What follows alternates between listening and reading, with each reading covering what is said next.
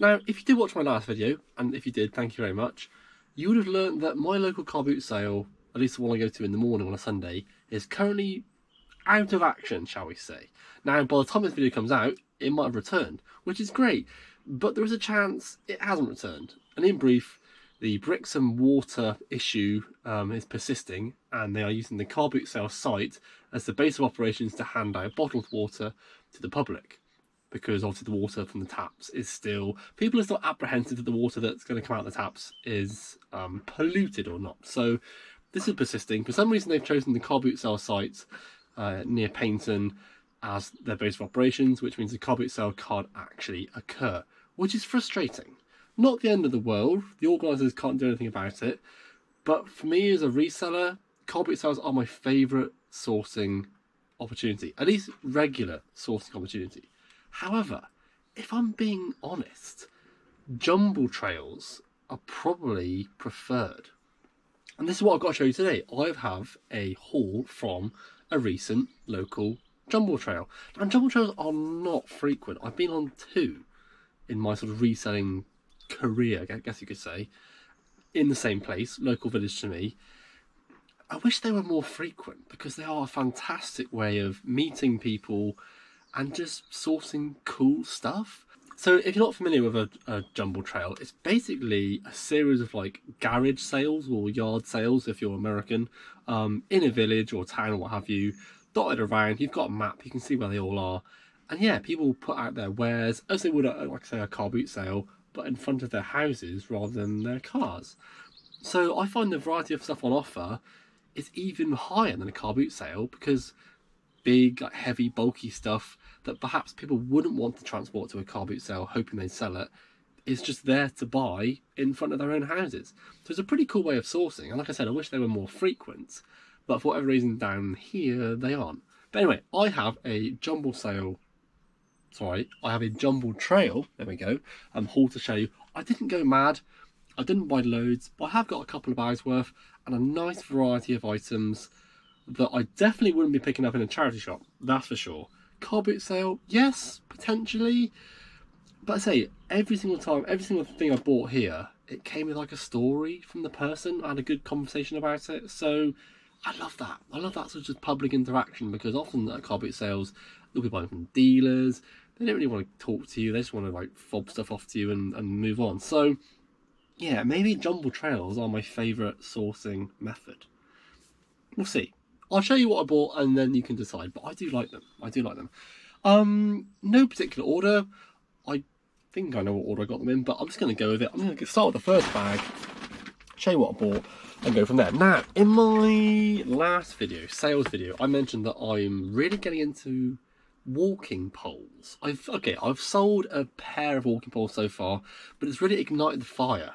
I want to look for more walking poles out and about, because I feel it's something that they're quite an awkward shape item, aren't they, if you think about it. And a lot of people don't like buying things that are hard to pack. I love them. Like I said in my previous video, I've got these tubes, and hopefully I can make them last as long as I can. But when they sell, I can just package it up like that, cut a little hole in it so all the little like fixings fit in there, bubble wrap the handle, and bob the drum core. So I bought four walking poles, and the box said donations welcome. So I thought 4 walking poles, need a bit of a clean, £2 for 4, 50p each. I hope that was fair. I guess so. Now, these are not as good as the last ones I bought. The last ones were a pair of Leckies, really good brand. These are not. We've got a couple of Mountain Warehouse, and I believe the other one is a Trek Right. This is probably the worst one of the lot. The handle's a bit minging. Trek Right. It does extend. See if I can get it to... Oh, that's really stiff. No, never mind. But say, it might only be a tenner. I don't know. But say, I want to learn about these more. Support that one. Then we've actually got a pair of Mountain Warehouse. Again, these are being used. These are extendable. Oh, that wasn't meant to happen. Oh boy. Maybe I shouldn't have bought them. Oh no. Well, that's bad, isn't it? That's definitely going in the video. What a blooper. Let's see if I can, like, oh no. Oh no, that holds now. Okay, I'm gonna have to look into that. It's basically just gone past the stop line, but oh, I don't know. Anyway, pair of Mountain Warehouse ones. Again, not the best brand, but these would have been like a reasonable amount of money new. So I thought for a quid for that. Again, even if it's only say like 15 quid, once I've like sort of got them looking a bit better, that's fine. So I can sort of gauge what's worth buying in the future and what isn't. So that's those two. This is probably the best one on the lot. This is also Mountain Warehouse, but it's Mountain Warehouse Extreme. And if you've seen my previous videos, you know how much I like Mountain Warehouse Extreme. So this actually has a carbon fibre compound glass shaft, which is quite good. It has a lot more sort of fixings than the other ones do. Handle, fortunately, is in much better condition. Just needs to give the strap a bit of a clean. That one, I'm hoping is about maybe £20 on its own. Might be way off there, but I say hopefully my money is safe in that one, and then I can just learn stuff from these. So I thought that's good. I'm happy to just experiment with walking poles, because I do like selling them. So that was that. As this is right in front of me, we might as well do this one next. This is the heaviest thing I bought.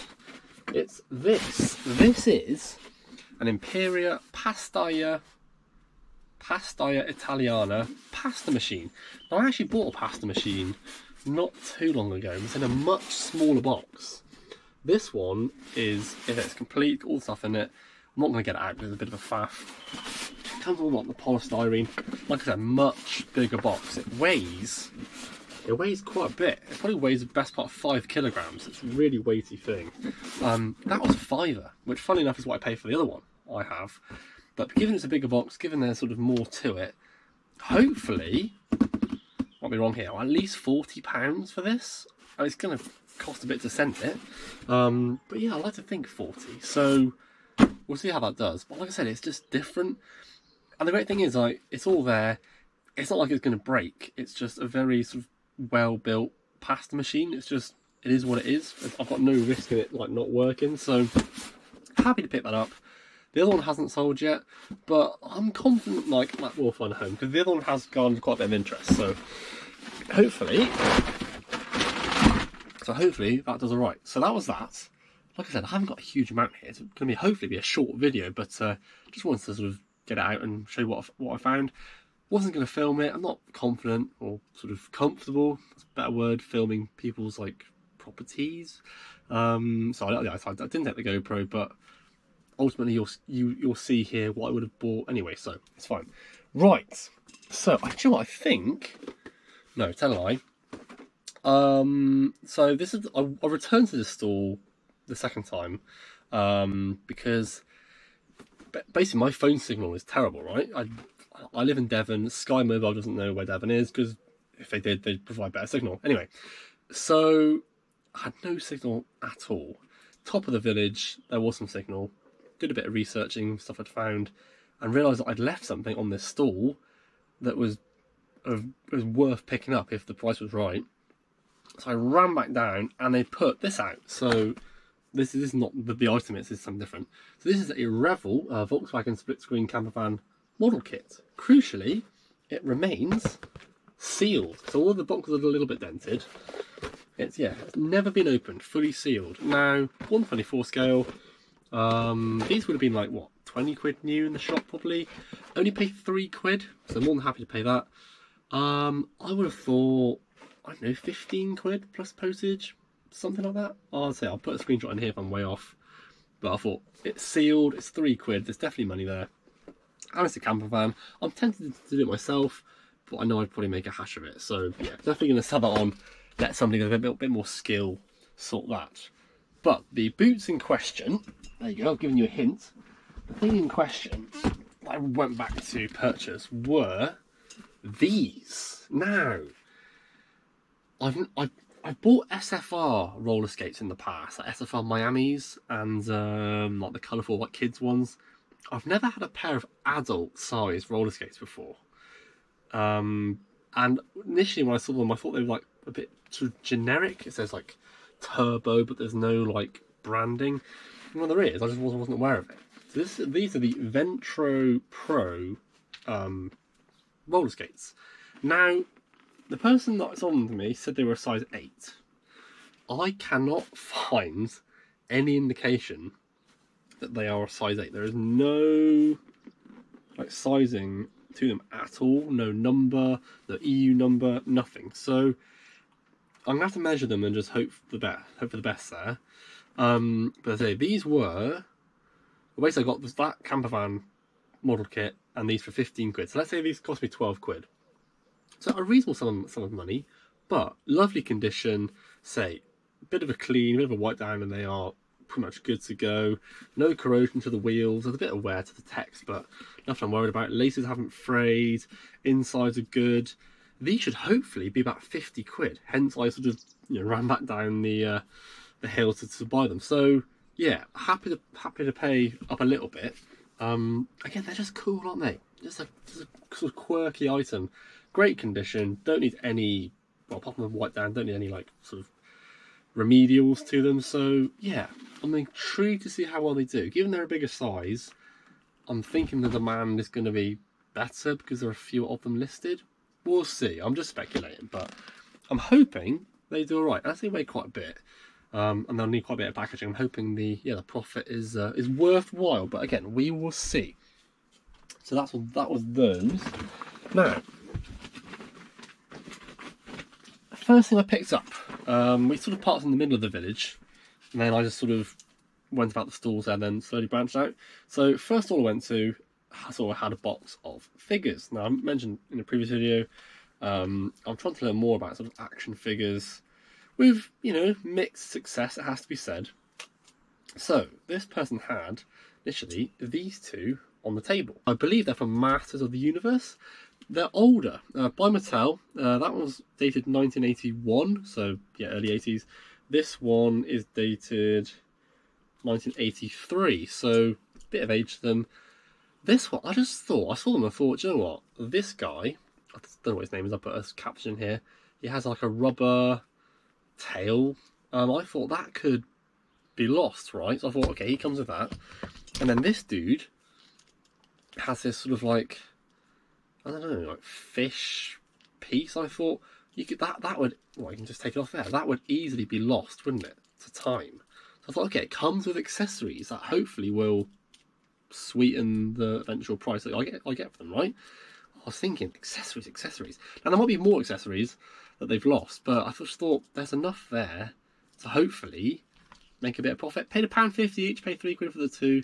Thought that was fair. Now the guy did say these were the ones remaining, which made me think that somebody else had been there before and bought more, but I don't know, it's fine. Like, I'm happy to find those, see how well they do. And then he also had like a 50p box of figures. Plenty of like Power Rangers in there, but again, no accessories, like just the figure and a bit like broken. The only one that sort of caught my eye was this. I think, well, I don't know, I think it's a Transformer. It's Hasbro, it's 2008.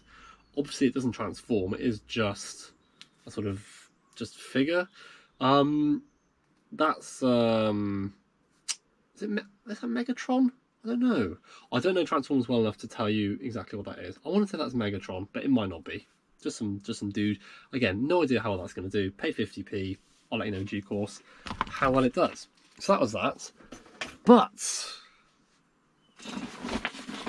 this bag is where it's at. So, funny enough, this stall is actually the same stall I bought those roller skates and the model kit from. So, I arrived at the stall. Lovely house, nice big driveway, just clothes laid out neatly on the floor, just all the way up the driveway. There's a whole line of them, like women's clothing one side, men's clothing the other side, and then at the very top of the driveway there was some footwear. I had a quick look at the footwear, and it looked like a load of K-Swiss trainers, and it was for the most part. I thought, oh, and I saw, where are we? Hang on, bear with me. I saw this on the floor. Oh, England shirt, like near the front of the drive. I thought, oh, England shirt, I'll have a look at that. As I was looking at that, another person turned up who I think was a reseller. I think, pretty sure they were. Went up to the top end of the driveway, fair enough, give each other space. Picked up a pair of Dr. Martens that were like hiding in the trainers. I thought, oh man! And they paid like a tenner for them. Probably would have been like 60 quid, like a pair of Chelsea boots.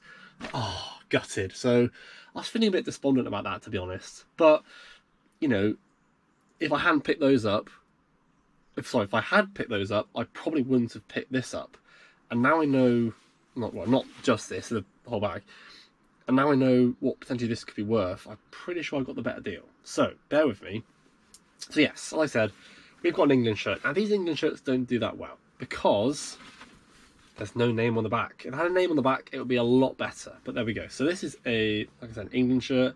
It's a home shirt. I haven't had a home shirt in a long time. Usually I'll have the away shirts. So this is from between, I isn't going to focus, is it? 2005 to 2007. So let's say a little bit of age to it. But again, these are 10 a penny. They are, yeah, they're very common, not particularly desirable. It's a good size though. It is a double XL, so that you know, brings it a few points. So no rips, no stains, so nice condition. I mean, no more than about 20 quid, probably all in for that. Euros are coming up, so that does help a little bit. But say not the best thing, but the start of a promising bag. So the whole bag, let's say now, I paid £20. £20, I've got 4 football shirts, including this one, I'll get to that at the end, and 4 t-shirts, I believe. We will count them because I might be wrong. So that was the England one. That's probably the worst one of the lot. So I'm not sure whether I'm going to keep these for a bit and then sell them, or just keep them indefinitely, because I'm loving these t-shirts right now. So we have basically, it has some weird fish t-shirts, but the ones where you've got the small print on the front and the big old back print as well. And these are funny. Like, yeah, the fish puns here are fantastic. So they're an older one. Nowadays you get just the collar prints. These have the proper like tag. So this is James Pond, for your fries only. It's like for your eyes only, that James Bond film. Yeah, weird fish. I mean, there's some like just general cracking, crazing to the print front and rear, but it's probably a 20-year-old shirt. So yeah, it's done well. That's a size large, I believe. Yeah, size large. Fits me really well. So I'm keeping that for a bit, without doubt. He also had, this is on a slightly more modern tag. This one is Lock, Stock and 2 smoked mackerel. It's just brilliant, isn't it? Imagine being the person who comes up with these weird fish like slogans. Lock, Stock and 2 smoked mackerel. Obviously Lock, Stock and 2 smoking barrels, right? Just, yeah, incredible stuff. Again, in the size large. Then we've got, what's this one? I think this is just weird fish. So no fish puns, just, oh yeah, these are 9, isn't it? Yeah, just weird fish. But again, this is probably that's probably the oldest one, I think. I don't know weird fish tags that well. But yeah, that is a bit older. Again, I'll probably keep that on myself. It's just like it. I just love the design of these things. Here we go. Here's the 4th one. This one is, oh, where are we going? So again, on a older tag. This one is classic. It's the Codfather. The Codfather. There he is on the back, looking very astute. But yeah, love it. Absolutely love these. So yeah, I think I'll be keeping those for a bit. I mean, value wise, I don't know, like 20 quid each for the older ones, I think. I don't know, the market might have changed, but ones I sold previously, I'm regretting now because I should have kept them. That's the sort of value they realise. So that's that. However, these 3 football shirts, probably finds of the day. So, sticking with the England theme, we have this one. Lovely, old school England football shirt. Now, I saw one of these recently, but it had a hole in it, a hole in the armpit and some like weird staining. And I think it was a size large. This one is a size extra large on that lovely classic blue Umbro tag. And it is immaculate. Absolutely immaculate. So this is from, I believe, 1999, 2000 on the sort of Umbro Vaportech, I guess, like, yeah, t-shirt style. Just, yeah, absolutely lovely. Just really, really, really good condition. Couldn't believe it. A tiny bit of sort of like bobbling to the rear. Probably not going to pick it up, but yeah, for the price I paid, what, like just over 2 quid? absolutely ecstatic by that. That should hopefully be a good 50 quid, going by sort of past results. So yeah, super happy. That basically, after tax and fees, that's my money back and a little bit of profit. But there's more, and I've never, well, no, I don't think I've ever bought stuff or t-shirts from this football team before. I don't think I've seen them, but I've never bought them. So Plymouth Argyle, Championship team, and if you weren't aware, next season a certain Wayne Rooney is going to be managing them. So yeah, Wayne Rooney is manager. Never have thought it. Never have thought it for Argyle, but there we go. Based in Plymouth, of course. And yeah, I bought 2 Argyle shirts. So here's the first one.